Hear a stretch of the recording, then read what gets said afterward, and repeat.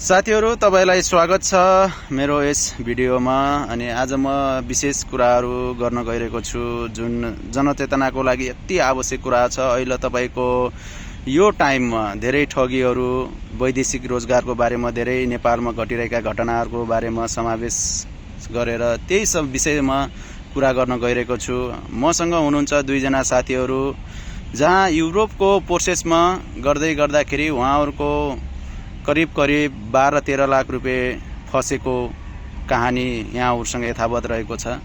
र अहिले चाहिँ तपाईहरुलाई यो भिडियो मार्फत के जानकारी गराउन चाहन्छु भनेपछि अहिलेको वैदेशिक रोजगारको लागि कहीं विदेश जाने प्लान गर्दै हुनुहुन्छ, सोचमा हुनुहुन्छ भनेपछि यो भिडियो एकपटक पक्कै हेर्नु होला, तपाईहरुलाई हेल्पफुल हुने रहनेछ।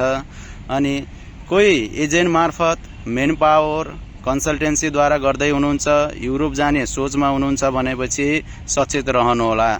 त्यही विषय बारेमा आज म दुई जना साथीहरुसँग कुरा गर्दै छु। भिडियो अन्तिमसम्म हेर्नु होला, के कस्तो हुन्छ प्रतिक्रिया दिनु होला र कमेन्ट लाइक शेयर गर्नु होला, सबै सामु पुर्याइदिन अनुरोध गर्दछु म। अब म यस विषयमा कुरा गर्न गइरहेको छु। सर्वप्रथम म दाजुबाट गए। दाजु नमस्कार। नमस्कार, म चन्द्रप्रकाश सापकोटा। हजुर, म पहिले नै आफ्नो परिचय दिएँ। म यो वैदेशिक रोजगारको लागि भनेर एउटा आफ्नै गाउँघरतिर गई, अहिले नाम चाहिँ नभनिहालौँ होइन।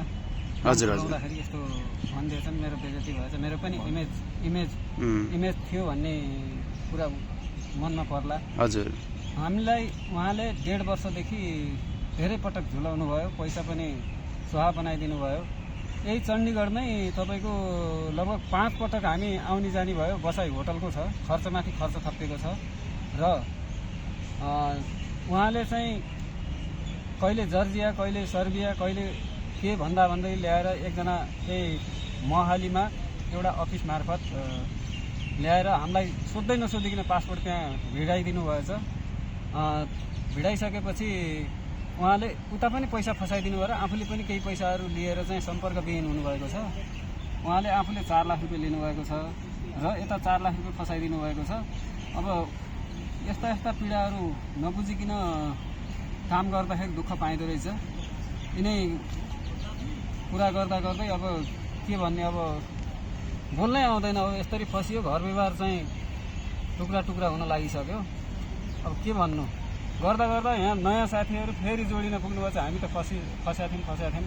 उहाँ पनि उही मान्छेसँग फस्न पुग्नु भएछ। कसरी फस्न पुग्नु भयो एकचोटि उहाँसँगै सोध्नु होला। ल हजुरलाई पनि स्वागत छ यस भिडियोमा। हजुर, हामी चाहिँ बबिता को त्यो एजेन्ट थियो, त्यसको तलको बुढीबाट फसेको। हजुर, उसले चाहिँ हाम्रो 10 लाख रुपियाँ जति फसाइदिएको छ। 6 महिना भयो 10 लाख रुपियाँ फसाएको। होटलमै बसाएको छ। यतै आऊ घर पठाएको छ, घरबाट फेरि यता आउने, यताउता जाँदै पैसा सुहा बनाइसकेको छ। अब के गर्ने, कस्तो गर्ने सोच्दै सकिरहेको छैन। अब न कन्ट्याक्टमा आइरहेको छ त्यो मान्छे, न कतै छ, फोन गर्दा लाग्दैन, मेसेज गर्दा रिप्लाई गर्दैन, के गर्ने अब। ठिक छ, तपाईहरु यत्रो लामो समय यो इन्डियाको ठाउँमा आएर अलपत्र पर्नुभयो, न खाने बस्नेको ठेगान भयो। अनि मैले हजुरकै गुरुबाट सुन्न पाएको कतिजनाको त होटलमै नेपालको नागरिकतासम्म राखिदिएको छ, पैसा नदिन, कम्प्लिट पैसा नदिएको कारणले गर्दा चाहिँ अब जबसम्म डकुमेन्ट तिमीले पैसा दिँदैन होटलको बिल, तबसम्म तिम्रो डकुमेन्ट म कब्जामा राख्छु भनेर राखेको छ भन्ने कुराहरू सुनेको छु। के यो सत्य हो? बताइदिनुस् त। हजुर, यो कुरा चाहिँ एकदम सत्य हो। दुईजनाको डकुमेन्ट राखेको छ, पैसा दिन नसकेर, रुमको भाडा मात्र दिन नसकेर दुईजनाको डकुमेन्ट राखेको छ होटलमा। उनीहरूले पनि तिर्न सकिरहेको छैनन्। पैसा जति सब पाण्डेले खाएर कता हिँड्यो कि पत्तो छैन। होटलमा राख्ने उसले आफै ल्याएर त्यहाँबाट भागेर उनीहरूले पैसा दिन नसक्ने अवस्थामा छन्। अब के गर्ने भन्ने त्यस्तै छ सबैको। ल चन्द्रप्रकाशजीलाई चाहिँ म एउटा प्रश्न गर्न चाहे।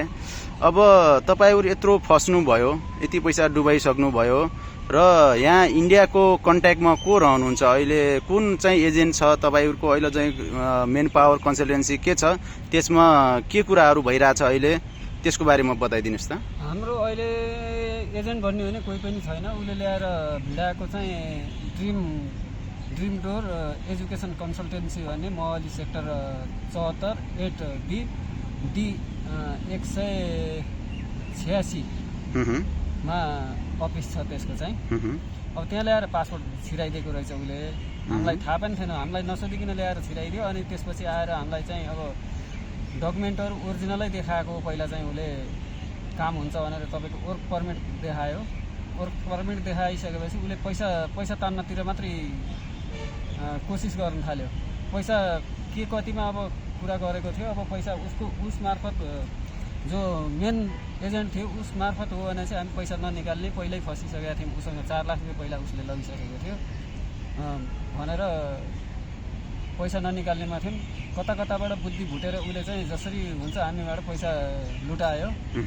लुटाइसकेपछि फेरि यहाँ 4 लाख रुपियाँ गयो। तपाईँको 5-7 लाख रुपियाँ त तपाईँको हिँड्दा कहिलेका काठमाडौँ बोलाउने, कहिलेका दिल्ली, कहिलेका चण्डीगढ। तपाईँको दिल्लीमा मात्रै 4 पटक त दिल्लीमा आएर तपाईँको 1 महिना प्रत्येकचोटि 1 महिना 15 दिन 1 महिना 15 दिन हामी बसेर फिर्ता भयौँ। र चण्डीगढमा पनि यसपटकसित 5औँ पटक हो यो हामी चण्डीगढमा आएको। ऊ चाहिँ आफू फरार छ, सम्पर्कमा अब फोन गर्दाखेरि फोन उठाउँछ, म यस्तोमा छु उस्तोमा छु भन्छ, तर नजिक भएर सम्पर्कमा आउँदैन। र एकचोटि बिचमा सम्पर्कमा आएर चाहिँ एउटा फ्रडिङ चेक दिएर छोडेको थियो। त्यही पनि जसको चेक हो उसले चाहिँ अहिले मेरो चेक हराएको थियो, यो मेरो हुँदै होइन भनेर उल्टो उसले बिलेम लगाइरहेको छ, यो चोरी भयो यताउता भन्ने कुरा गर्छ। त्यो मान्छे पनि त्यही एजेन्टकै साथमा छ।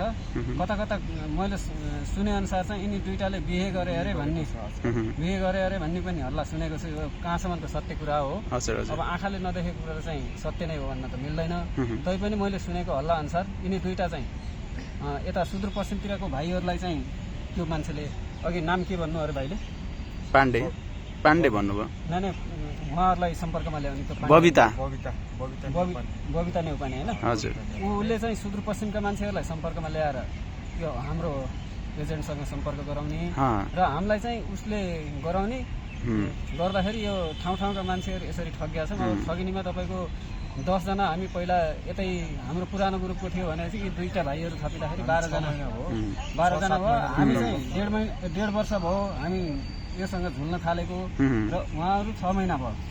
यसरी झुलाएर मान्छेलाई अब बोटबाट पैसा टिपेर ल्याउँछन् क्या जस्तो गराएर हाम्रा मर्म नबुझिकन उनीहरू मस्ती गर्दै हिँड्ने र हामीलाई यति धोका दिएको हुँदाखेरि त्यो भिडियोमा देखिन बाध्य भएका हौँ। र अन्य साथीहरू पनि नबुझिकन यो वैदेशिक रोजगार भनेर पछाडि लागेर दुःख पाउने काम चाहिँ नगर्नु होला। यही छ मेरो मनको कुरा चाहिँ। अरू केही छ भने चाहिँ भन्नु होला। अब तपाईँहरूले के सोच्नु भएको छ? अब पैसा आउँछ अथवा हामी पासपोर्ट लगेर जान्छौँ भन्दाखेरि तपाईँहरूलाई यो इन्डियनले के भनेको छ त, त्यो बारेमा बताउनुहोस् त। यो पासपोर्ट त अब यस्तो यसले के भनिरहेको छ भने चाहिँ यो पैसा नदिएसम्म कुनै डकुमेन्ट दिँदैन। पासपोर्ट कुनै डकुमेन्ट दिएन। अब एउटा फोटो चाहिँ हालिदिएको छ, अब भिजा लागे जस्तो फोटो हालिदिएको छ। यो कहाँसम्मको सत्य कुरो हो यो चाहिँ अब हामीसितै छ। तर पासपोर्ट हाम्रो हातमा परेको पनि छैन र पासपोर्ट आफ्नो आँखाले अब 1.5 वर्ष भयो पासपोर्ट कस्तो थियो भनेर नदेखेको। पासपोर्ट उसको हातमा परेदेखि अब कहिले कता घुमायो ल्याएर अब यही देशीकोमा हालेको रहेछ, यही मोहालीमा। अघि मैले लोकेसन पनि भने त्यो लोकेसनमा ल्याएर छिराइदिएको रहेछ। ऊ आफू चाहिँ फरार भयो। अब सम्पर्कमा आइजन त अब उसित एउटा तैँले अरू केही नसके पनि काम नहुने भए पनि पासपोर्ट निकाल्दै भन्दाखेरि म त्यहाँ आयो भने चाहिँ मलाई काट्छु मार्छु भन्छ त्यो देशीले, म आउन सक्दैन भनेर भन्छ बार। अब यो आशा मरिसक्यो यताबाट होला भन्ने त। अब केही सिप लागेन भने त ऊ नेपालको मान्छे हो, गाउँ छिमेकको मान्छे हो, एक दिन न एक दिन त फेला पर्ला नि, कस्तो नपर्ला। यसरी हामीले अब कहीँबाट चोरेर ल्याएर दिएको पैसा पनि होइन, मेहनतको कमाइ हो। एक दिन अवश्य हात लाग्ला भन्ने आशामा चाहिँ छौँ। पैसाको मुख कालो हुन्छ भन्न सकिँदैन फेरि। ठिक छ। अब तपाईँहरूको कुराहरू यो सबैजनाले हेर्नुहुन्छ र उहाँहरूलाई पनि नलेज पक्कै पनि हुनेछ। वैदेशिक रोजगारीको काम गर्नु पर्दाखेरि एकपटक चाहिँ अवश्य गम्भीर भएर सोचौँ, फस्नबाट बचौँ भन्ने हजुरको यो भोगाइबाट चाहिँ सबैजनाले सिक्नुहुनेछ भन्ने आशा गर्छौँ। र अन्तिममा एउटा कुरा भन्न चाहन्छु, यस्ता फ्रडहरू के कारणले चाहिँ बढी बिक्री भएको छ जस्तो तपाईँलाई लाग्छ? देशको स्थिति परिस्थितिले गर्दा हो कि हामीमा त्यति धेरै ज्ञान नभएको कारणले, अबुझ भएको कारणले हो कि कुन पक्षले गर्दा चाहिँ हामी यसरी पछाडि परेका हौँ, ठगिएका हौँ? हामी नेपालमा त ठग्यौँ अब इन्डियामा सुद्धा लिएर मान्छेलाई ठग्न थाले भन्ने कुरामा चाहिँ तपाईँले के चेतना दिन चाहनुहुन्छ? के कारणले के पक्षले गर्दा चाहिँ यति धेरै समस्याहरू घटिरहेको होला? यो एकदम सही तरिकाले भन्ने हो भने चाहिँ हाम्रो देशको राजनीतिक परिस्थिति, जो राजनीतिको उच्च तहमा रहेका नेताहरूले भ्रष्टाचार गर्छन्। अब भ्रष्टाचार सम्बन्धीको कुनै एउटा कठोर कानुन बनेको छैन। भ्रष्टाचार गरेर छुट्ने कानुन भएको हुँदाखेरि, यो कानुन फितलो भएको हुँदाखेरि चाहिँ दलालहरू मौलाउनुको कारण त्यो नै हो जस्तो लाग्छ मलाई। देशको कानुन अलिकति बलियो हुन्थ्यो र जनतामा जनचेतना हुन्थ्यो भनेपछि यो यस्ता घटनाहरू घट्ने थिएनन् होला जस्तो लाग्छ मलाई। ल हस् त, धन्यवाद यो जानकारीको लागि। अहिलेलाई यति नै।